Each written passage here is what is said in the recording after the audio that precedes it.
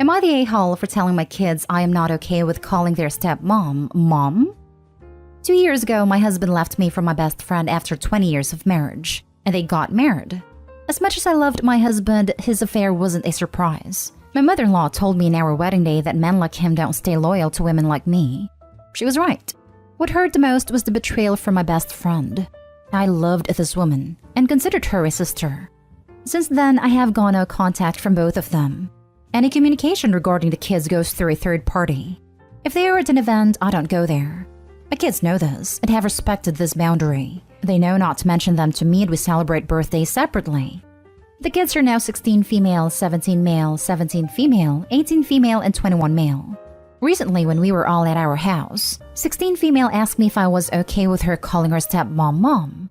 She said since she will have a half-sibling soon, this will make the half-sibling not confused and part of the family. I told her that no, I am not okay with that woman being called Mom, but she could call her that if she wanted to.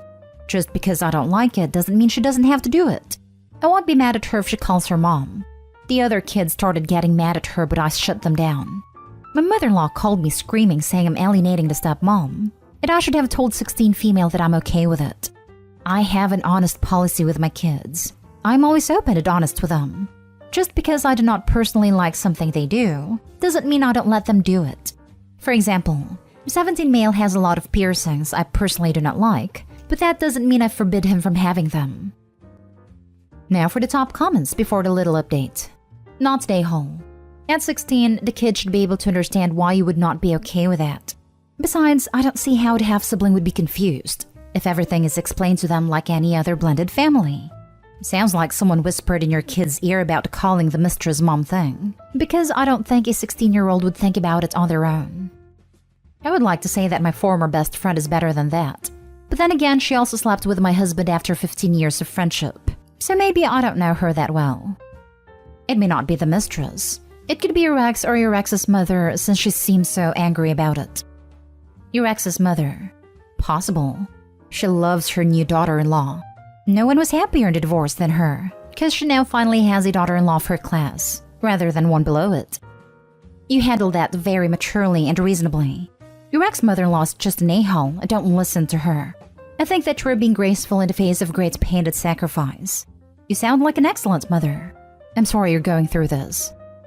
I'd suggest adding your mother-in-law to your no-contact list as well, since it looks like she's not a rational person.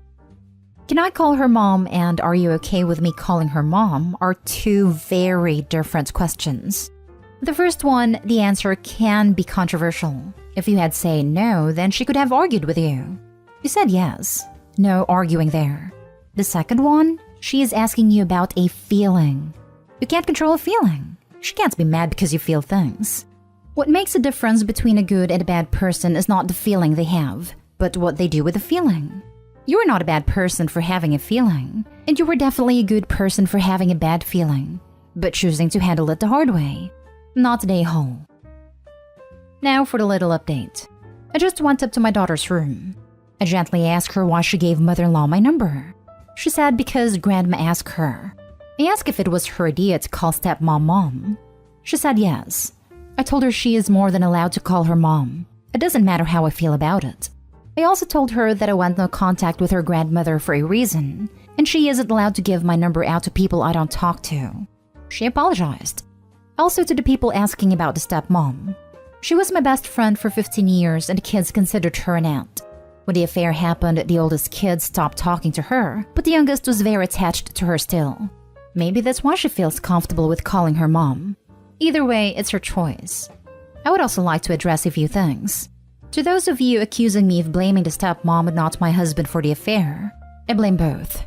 I got betrayed by two people. One a husband and the other a sister.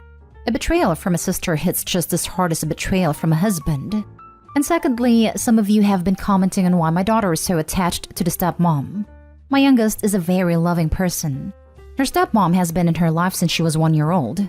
Back then she was auntie, but after the affair, all my other children turned away from her. But it wasn't so easy for my youngest. She still cares for her. My boundary is still in place. I'm no contact with the ex-mother-in-law and ex-best friend. I will be logging off now. Have a great day. Next story is titled, Am I the a-hole for not contributing to my family's expenses related to my wedding? My fiancé, 26 female, and I, 28 male, are getting married at a destination wedding next summer. The destination is special to my fiancé as she vacationed there with her family a couple times when she was younger, and it holds sentimental value to her. I was open to the idea since I am pretty indifferent when it comes to the wedding planning, and this seemed like an easy way to check a lot of boxes at once, plus the added bonus of my fiancé getting a wedding she dreamed about. Of course, the downfall of a destination wedding is that people might not be able to attend. We expected this and had a lot of conversations about making sure we don't take anything personally if people can't attend, and we're very clear to the people we asked to be in our wedding party about the cost and expectations. There were a couple of friends I asked to be groomsmen that had to decline due to them having young kids, and I totally get that and respect it. I'm not an idiot. My wedding is not more important than your kids to you. This hasn't been as much of a problem with my fiancé's side, as her family comes from money, and destination weddings are kind of the norm for them. In the time we've dated, I think 4 to 5 of her cousins have had destination weddings, but we only attended one of them, and there was no fuss on anyone's part about the ones we didn't go to. My family, however, does not come from money. When I told my parents and siblings about our wedding plans, they all kind of freaked out about not being able to afford it. I get it, my siblings have kids and expenses too. So I told them I understand if it's not something they are able to afford. And while I would love for them to be there, I won't hold it against them if they can't make it work. My parents have guilted me over it a little bit, but have assured me they will be attending. However, they told me that we should all pool some money together, and by all they mean mostly me, to make sure all my siblings and their families can attend. I told them there is pretty much no way I can do that. My 2 sisters got wind of this idea, probably from my mom, and they said that the only way they can attend is if I help pay for at least half of their trips for their whole families, kids included. I kind of laughed at that and told them there is no way I will do that.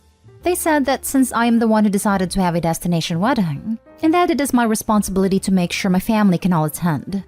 I told them that I love them and would love to have them at my wedding, but I am not funding vacations for their entire family. I said the only way I would even consider it would be if it was just them and their spouses, no kids. They said that excluding their kids was not acceptable. They told me that I have turned into a stuck-up a-hole since I got engaged, and I am rubbing my fiancé's money in their faces. They accused me of having a destination wedding on purpose to rub it in their faces that they can't afford something like it. The thing is, you're throwing a wedding that you know your family can't attend financially, but your wife's can. You therefore know that this will be a wedding for your wife's family, not yours. You therefore know that this is symbolic of you choosing and entering a lifestyle in which money divides you from your former family. If your family's presence in your life isn't important for your wedding, there's every reason to believe it won't be important for other events. Your family understands all this, just like you do. You're pretending it's just one day and it's no big deal if they miss it. Like, you won't be offended. Like, your feelings won't be hurt. But that's your way of deflecting the point. It hurts them to watch you choose money over their participation in your life. It hurts them to be excluded from the wedding of their close loved one. You're the a-hole. Take responsibility for leaving your family out of your wedding. It hurts them to watch you choose money over their participation in your life. It hurts them to be excluded from the wedding of their close loved one. Meh, they don't really show much interest in my life anyway.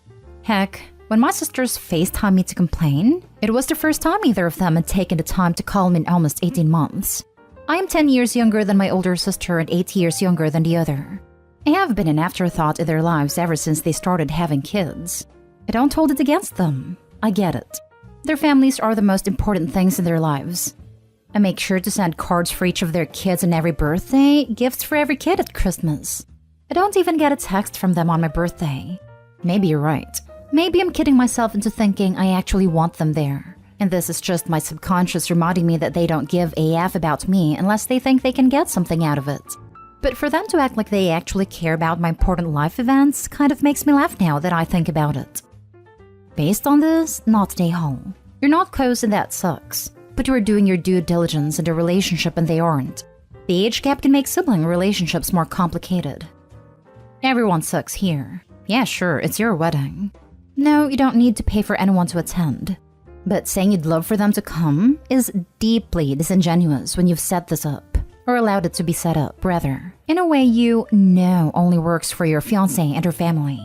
And while I'm not recommending you throw her under the bus, I think you need to stop treating your family like idiots and just acknowledge you don't actually care whether they're there or not. It's Opie's wedding and they can have it where they damn well please. It's not treating people like idiots or disingenuous to say we would love for you to come but we understand why you might not be able to.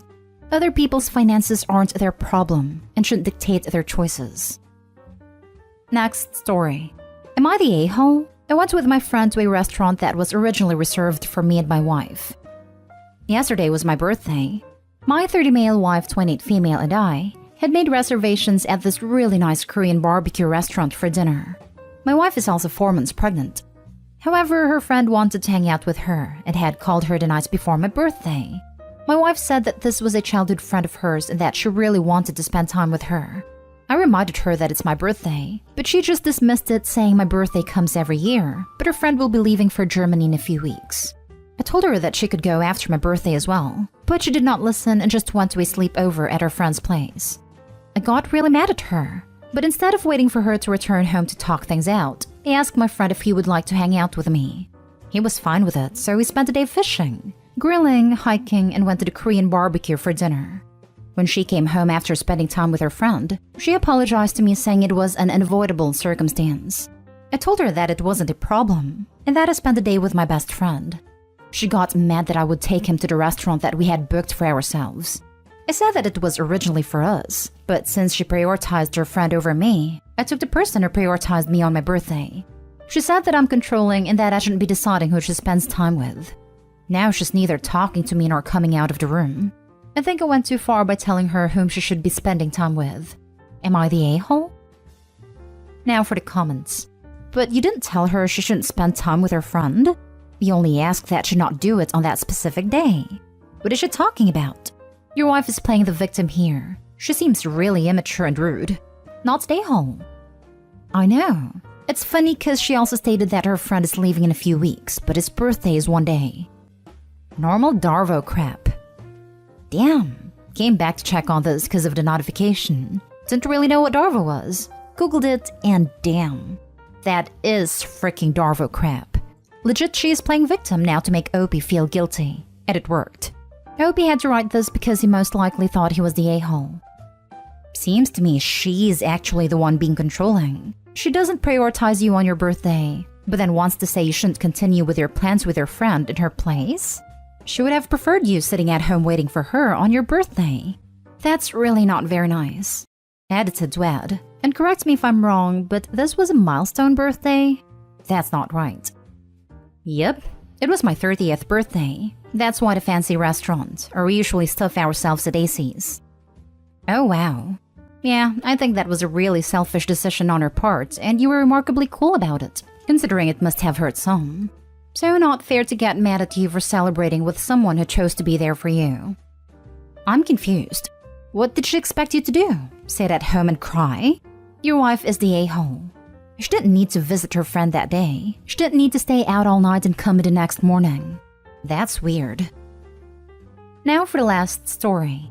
Am I the a-hole for refusing to return the $600 gift I bought for Mom for Christmas? To start, I want to mention that unlike my wife, I have a very good relationship with Mom. And because my siblings can always afford pricey gifts for Mom this year, I decided to gift her something nice and expensive for once on Christmas. Though I'm currently unemployed, but I work for the past few months, and my wife and I have a joint account. The problem began when my wife found out I purchased a $600 necklace for my mom to gift her on Christmas using our joint account. She went off on me saying I should have told her and shouldn't have taken money from our joint account that she uses to pay the bills and rent, especially now that we're struggling. I asked why should I tell her since it's for us both, but she reminded me that despite that being true, 1, I no longer work, and 2, $600 is a lot and I should have consulted her. But the reasons I didn't are 1, I feel that it's my money too and I can make purchases using our joint account. And 2, I know if I told my wife she'd refuse to let me buy the gift solely because she hates my mom. She yelled at me saying that it's her hard-earned money I threw away and needed to return the necklace. But I refused because Mom already knows about it. She responded that this is no longer our joint account since I no longer earn money, and that if I want to gift Mom expensive items then I needed to earn money. She insisted I return it, but I said no, and it escalated to me calling her bitter and controlling, after she pointed out I never got her anything in this price range. She's insisting I return it and at least get a cheaper one, but I'm done being the one with the least expensive / valuable gifts to gift in the family. She's making this her hill to die on. Am I the a-hole? You're the a-hole. Money shared is exactly that. Shared. You're in a partnership. You can't just spend the shared money willy-nilly. And she has every right to be upset if you're using the money you both share to buy extravagant gifts for other people without talking it through first. My rule of thumb is always, if it's more than $100, discuss it. Shared finances is not an ask for forgiveness, not permission situation. This exactly. I never spent more than $100 without consulting my wife. Because of tight bills, I lowered my threshold to $20 unless it is no necessity. Food, gas, oil change. You're unemployed and blew what I take home in a week? Oh yeah, you're the a-hole. Oh, told mom before Christmas so you couldn't return it. Double a-hole. Doing it intentionally behind your wife's back because you didn't even need to talk to her to know it was wrong? You planning on moving in with your mother? Probably should. You need a new place to sleep. This was a triple a-hole move. You said what I was thinking in perfect summary. You should start packing now. It is absolutely unreasonable for someone in your financial situation, having no income, to be making unnecessary $600 purchases from your joint account without agreement from your wife. No parent wants their unemployed adult son buying them a $600 necklace for Christmas. He says she already knows about the necklace though, which may shed some light on why she and the wife don't get along. What sort of person finds out their unemployed son just spent $600 on jewelry? It is like, great, thanks, looking forward to it. Sounds like he and his mother deserve each other.